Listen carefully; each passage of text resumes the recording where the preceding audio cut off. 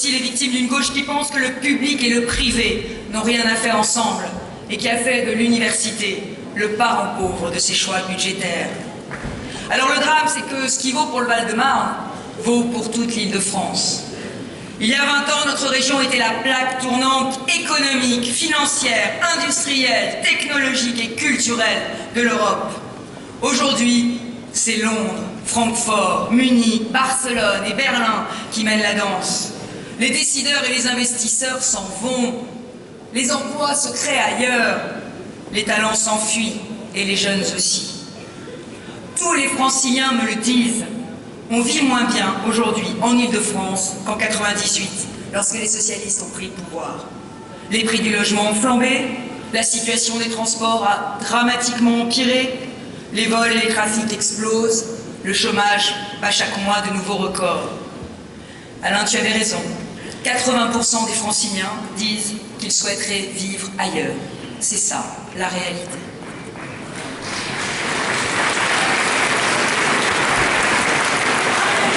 Notre région a pourtant tant de cartes à jouer. Chère Marielle, cher François, cher Philippe, chers amis parisiens, vous ne me démentirez pas, notre région a d'abord pour capitale la plus belle ville du monde. Elle a des écoles et des universités prestigieuses. Sa richesse culturelle, son patrimoine sont incomparables. Et elle a surtout vous, les Franciliens, audacieux et inventifs, que les entreprises du monde entier s'arrachent. Cet immense gâchis, c'est le bilan de 3 mandats de la gauche en Île-de-France. Un bilan tellement calamiteux que François Hollande, en personne, a été obligé d'aller chercher un candidat socialiste de rechange au perchoir de l'Assemblée nationale. Mais changer de candidat ne change pas leur bilan. Leur bilan, c'est leur boulet, ils n'y échapperont pas.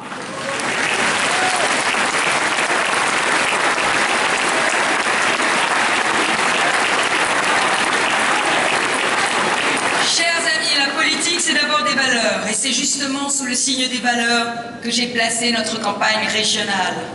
Mes valeurs, elles sont simples, elles sont claires, elles n'ont pas changé. Je crois à l'autorité, je crois à la liberté, je crois à la justice.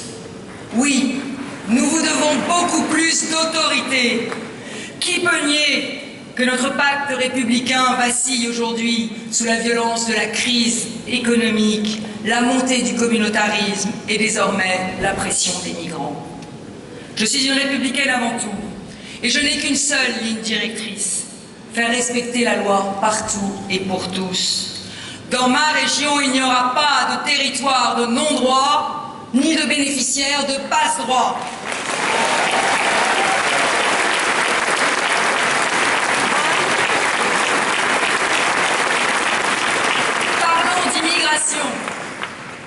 Parlons d'immigration.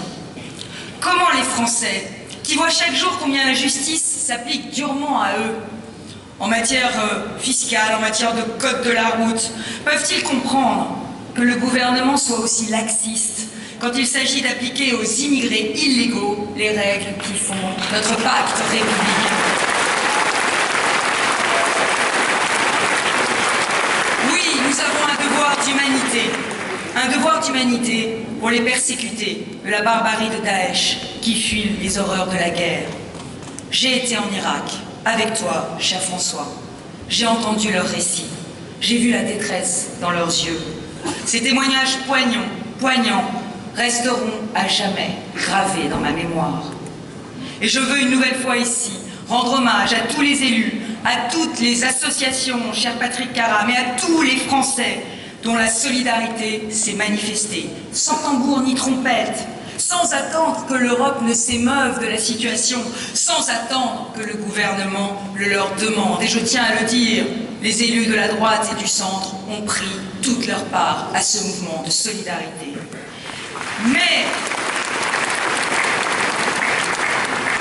Mais nous devons aussi assumer nos responsabilités.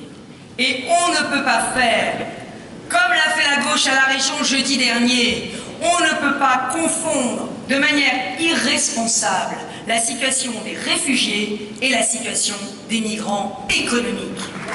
Ces migrants économiques, nous n'avons plus les moyens de les accueillir, de les loger, de les faire travailler, ni de les intégrer. En Île-de-France, nos centres d'hébergement d'urgence sont saturés. Faut-il rappeler à Manuel Valls les paroles fortes de son père politique Michel Rocard? Il a dit « La France ne peut pas accueillir toute la misère du monde ». Alors, pour conclure, humains avec les réfugiés, nous devons être intransigeants avec les illégaux. Les illégaux doivent être renvoyés chez eux.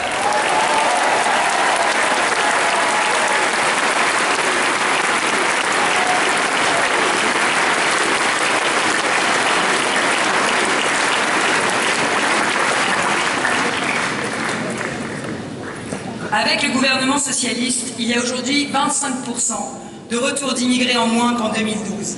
Ça n'est pas admissible.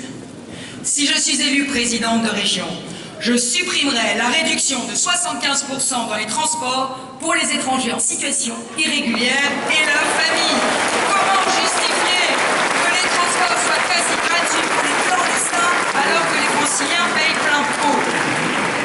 Jeudi dernier, la gauche a accordé aux migrants, à tous les migrants, un droit d'accès prioritaire dans les logements sociaux de la région. Eh bien moi, je le dis, je refuserai que les migrants passent avant les Franciliens qui attendent un logement depuis des années.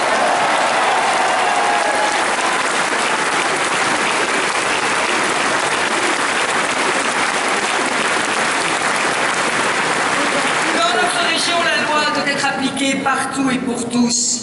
Alors nous vous devons plus de sécurité. On le sait, les vols, les cambriolages et les agressions ne cessent d'augmenter. C'est pourquoi je proposerai un grand plan régional de vidéoprotection pour sécuriser les commerces, les maisons médicales, les lycées et leurs abords, mais aussi les transports. Souvenez-vous de ce qui s'est passé sur le RD à Grigny. Une véritable attaque de la diligence s'est produite dans une rame. Les voyous ont été arrêtés, mais aussitôt relaxés au bénéfice du doute. Ça n'est pas tolérable. Parce que nous vous devons beaucoup plus de sécurité dans les transports. J'imposerai dès mon élection des caméras dans chaque rame. Je lutterai sans concession contre la fraude. Et je donnerai plus de pouvoir aux forces de sécurité de la RATP et de la SNCF. Chaque année, la fraude dans les transports franciliens, c'est au bas mot 200 millions d'euros qui manquent dans les caisses de la SNCF et de la RATP. Quelle injustice pour ceux qui payent leurs tickets. Je souhaite que soit rendu obligatoire le port de la carte d'identité dans les transports publics, afin qu'enfin les amendes soient payées et les fraudeurs dissuadés de récidiver.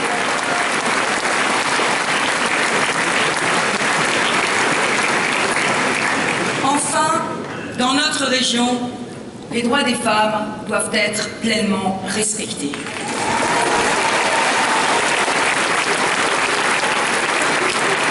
Je le dis solennellement, dans la République, la femme est l'égale de l'homme. Ce principe s'impose à tous les courants de pensée, à toutes les religions. Dans la République, dans notre région, les femmes doivent circuler à visage découvert.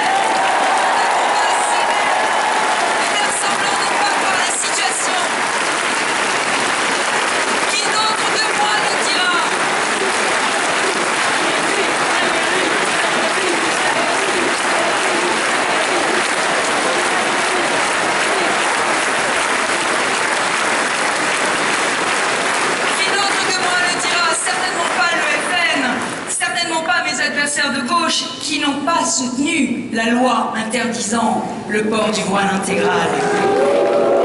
Ni Manuel Valls qui a refusé de me répondre quand j'ai voulu qu'on sanctionne ce qui empêche la loi anti-burqa de s'appliquer. Alors je vous le dis, moi je ne baisserai pas la tête.